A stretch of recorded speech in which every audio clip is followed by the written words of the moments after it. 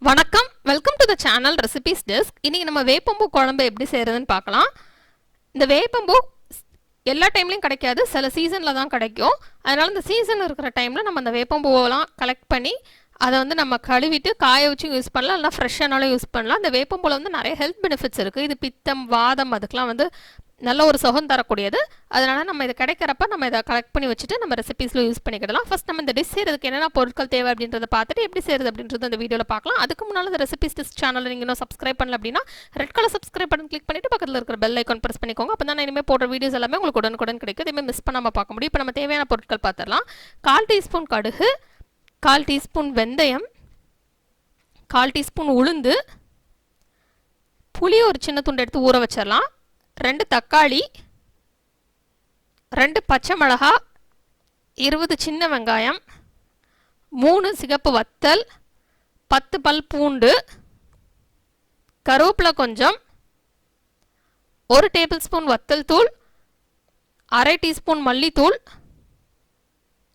1/2 teaspoon சீரகத்தூள், 1/4 teaspoon மஞ்சள் தூள், வேப்பம்பூ 1 டேபிள் ஸ்பூன். நான் இதில் ஃப்ரெஷ்ஷாக எடுத்து கழுவி யூஸ் பண்ணியிருக்கேன். நீங்கள் இதை காய போட்டு யூஸ் பண்ணிக்கிடலாம். இப்போ நம்ம எப்படி செய்கிறதுன்னு பார்க்கலாம். ஒரு கடாய் எடுத்துக்கிடலாம். எடுத்துகிட்டு அதில் 1 டேபிள் ஸ்பூன் எண்ணெய் சேர்த்துடலாம். நான் இதில் நல்லெண்ணெய் சேர்த்துருக்கேன். இந்த குழம்புக்கு வந்து நல்லெண்ணெய் தான் நல்லாயிருக்கும். இப்போ எண்ணெய் நல்லா சூடானதுக்கப்புறம் நம்ம இதில் கடுகு சேர்த்துடலாம். இப்போ கடுகு நல்லா பொரிஞ்சதுக்கப்புறம் இதில் உளுந்து, வெந்தயம் சேர்த்துடலாம். உளுந்து வெந்தயம் நல்லா பொரிஞ்சிடட்டும். நெக்ஸ்ட் இதில் தோல் உரிச்சு வச்சுருக்கிற பூண்டு சேர்த்துக்கிடலாம். சேர்த்துட்டு அதை நல்லா ஃப்ரை பண்ணிடலாம். இந்த வேப்பம்பூ வந்து நம்ம வெயிலில் காய வைக்கணும்லாம் இல்லை, நம்ம வீட்டிலே நம்ம வந்து கழுவிட்டு காய வைக்கலாம். அதிலே வந்து காஞ்சிரும். அது காஞ்சதுக்கப்புறம் நம்ம வத்த குழம்பு, மிளகு குழம்பு, எந்த குழம்பு செய்கிறப்பனாலும் அதை யூஸ் பண்ணிக்கிடலாம். இல்லைனா இதை மாதிரி கூட குழம்பு செஞ்சு சாப்பிட்டுக்கலாம். இது ரொம்ப ஹெல்த்தி, அதனால் நம்ம சாப்பிடலாம். டேஸ்ட் லேசாக கசப்பாக இருந்தாலும் ரொம்பவே ஹெல்த்தி, அதனால் கம்மியாக சேர்த்துக்கோங்க. நிறைய சேர்த்தா தான் ரொம்ப கசப்பாக இருக்கும். இப்போ நம்ம சின்ன சின்ன துண்டாக பிச்சு வச்சுருக்கிற சிகப்பு வத்தல் சேர்த்து ஃப்ரை பண்ணிடலாம்.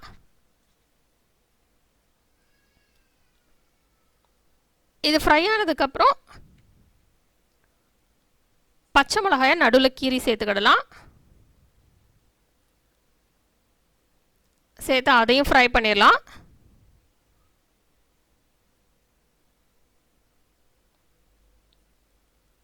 இப்போ இதுவும் நல்லா ஃப்ரை ஆகிடுச்சு. நம்ம சிகப்பு வத்தல், பச்சை மிளகா ரெண்டுமே சேர்க்குறப்போ அந்த ஃப்ளேவர் நல்லாயிருக்கும், அந்த டேஸ்ட்டும் நல்லாயிருக்கும். அதனால் ரெண்டுமே சேர்த்துக்கலாம். நெக்ஸ்ட் இதில் கருவேப்பிலை சேர்த்து ஃப்ரை பண்ணிடலாம்.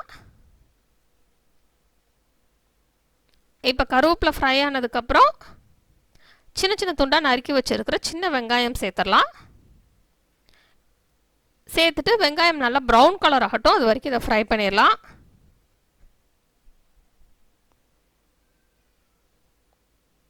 இந்த குழம்புல வந்து நான் 1 டேபிள் ஸ்பூன் தான் வேப்பம்பூ சேர்த்துருக்கேன். அதனால் லேசான ஒரு கசப்பு தான் இருந்தது. நல்லா சாப்பிட்ற மாதிரி தான் இருக்கும். நமக்கு அந்த பாவக்காய் குழம்பு இருக்கும்ல, அது மாதிரி தான் இருக்கும். அதனால் நீங்கள் வந்து உங்களுக்கு நல்லா கசப்பாக வேணும் அப்படிங்கிறவங்க கூடுதலாக சேர்த்துக்கிடலாம். இப்போ வெங்காயம் நல்லா ப்ரௌன் கலராக மாறிடுச்சு. நெக்ஸ்ட் இதில் நம்ம தக்காளி சேர்த்துடலாம். தக்காளியை நல்லா மிக்சியில் அரைச்சி சேர்த்துடலாம். சேர்த்துட்டு இதை நல்லா மிக்ஸ் பண்ணி விட்டலாம்.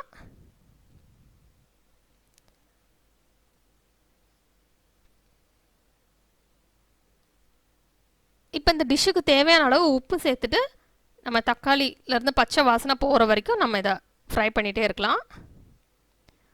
அடி பிடிக்காமல் இருக்கிறதுக்கு அப்பப்போ ஃப்ரை பண்ணி விட்டுக்கோங்க.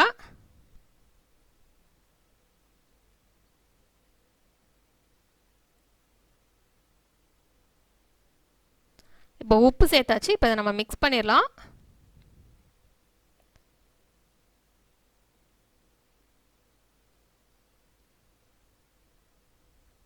இப்போ தக்காளியில் உள்ள பச்சை வாசனைலாம் நல்லா போயிடுச்சு.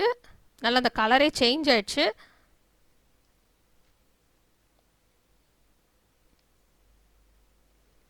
நெக்ஸ்ட் இதில்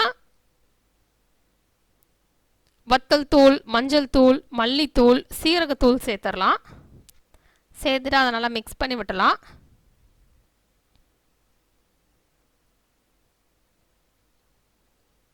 இதை மிக்ஸ் பண்ணி விட்டுட்டு அந்த பச்சை வாசனை போகிற வரைக்கும் இதை இப்படி ஃப்ரை பண்ணிகிட்டே இருக்கலாம்.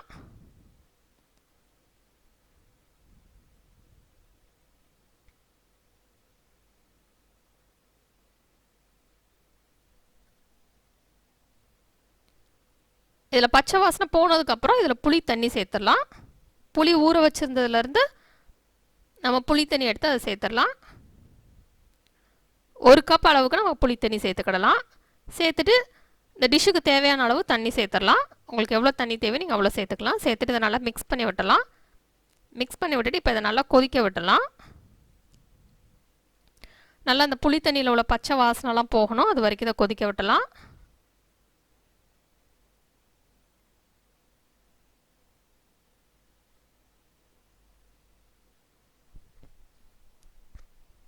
இப்போ இதை நல்லா மிக்ஸ் பண்ணியாச்சு.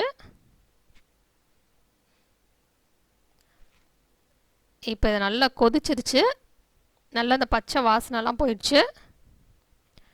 நல்லா ஹை ஃப்ளேமில் வச்சு கொதிக்க விட்டலாம். 5லேருந்து 7 நிமிஷம் வரைக்கும் இது கொதிக்கட்டும். இது நல்லா கொதிச்சதுக்கப்புறம் இதை ஆஃப் பண்ணிவிட்டு நம்ம வச்சிடலாம். இப்போ நம்ம இந்த வேப்பம்பூவை ஃப்ரை பண்ணிவிட்டு உள்ளே சேர்க்க போகிறோம். வேப்பம்பூ வந்து நான் ஃப்ரெஷ்ஷான வேப்பம்பூ எடுத்திருக்கேன். நீங்கள் காஞ்சிருக்கிற வேப்பம்பூவும் யூஸ் பண்ணிக்கலாம்.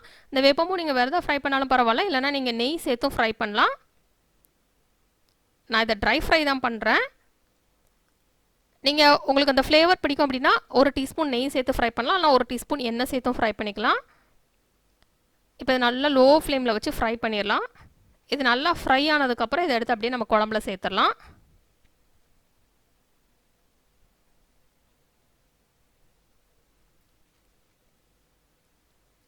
இப்போ இது நல்லா ஃப்ரை ஆயிடுச்சு.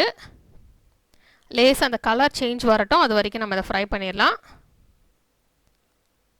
லேசாக அந்த ப்ரௌன் கலர் ஆக ஆரம்பிக்கிறதுல அது வரைக்கும் ஃப்ரை பண்ணிவிட்டு நம்ம இதை குழம்புல சேர்த்துடலாம். நல்லா லோ ஃப்ளேமில் வச்சு 2 நிமிஷம் ஃப்ரை பண்ணிக்கோங்க.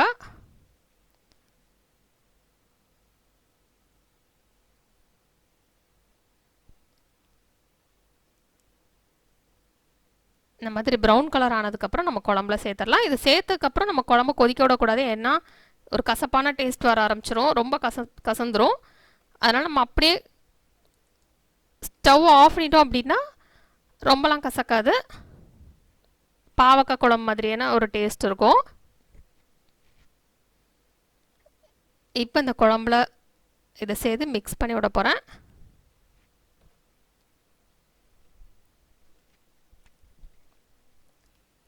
இப்போ இதை மிக்ஸ் பண்ணியாச்சு. இப்போ நமக்கு வேப்பம்பூ குழம்பு ரெடி ஆயிடுச்சு. இது சாதம், இட்லி, தோசையோட வச்சு சாப்பிட்றதுக்கு நல்லாயிருக்கும். லேசான கசப்பு டேஸ்ட் இருந்தாலுமே ரொம்பவே ஹெல்த்தி. இந்த கசப்பு டேஸ்ட் பிடிக்கிறவங்களுக்கு கண்டிப்பாக இந்த குழம்பு வந்து ரொம்ப பிடிக்கும். இந்த ரெசிபியை நீங்கள் ட்ரை பண்ணி பாருங்கள். இந்த ரெசிபி உங்களுக்கு பிடிச்சிருந்ததுனா லைக் பட்டன் கிளிக் பண்ணுங்கள். உங்கள் ஃப்ரெண்ட்ஸோட இந்த ரெசிபியை ஷேர் பண்ணுங்கள். மறக்காமல் இந்த சேனலுக்கு சப்ஸ்கிரைப் பண்ணிவிட்டு பக்கத்தில் இருக்கிற அந்த பெல் ஐக்கான் கிளிக் பண்ணுங்கள். அப்போ தான் நான் இனிமேல் போடுற வீடியோஸ் எல்லாமே உங்களுக்கு உடனுக்குடன் கிடைக்கும். அதேமாதிரி மிஸ் பண்ணாமல் பார்க்க முடியும். இந்த ரெசிபியை பார்த்ததுக்கு ரொம்ப நன்றி. தொடர்ந்து இந்த சேனலோட இணைந்திருங்கள் புதிய ரெசிபிகளுக்காக. இந்த ரெசிபியை ட்ரை பண்ணிவிட்டு எப்படி வந்திருக்கு அப்படின்றத கீழே உள்ள கமெண்ட்ஸ் பாக்ஸில் மறக்காமல் சொல்லுங்கள். இந்த ரெசிபிஸ் டெஸ்கோட Facebook page, Instagram link, Twitter link மற்றும் பின்ட்ரெஸ்ட் லிங்க் கீழே டிஸ்கிரிப்ஷன் பாக்ஸில் இருக்குது. தேவைப்படுறவங்க நீங்கள் அதையும் ஃபாலோ பண்ணிக்கிடலாம்.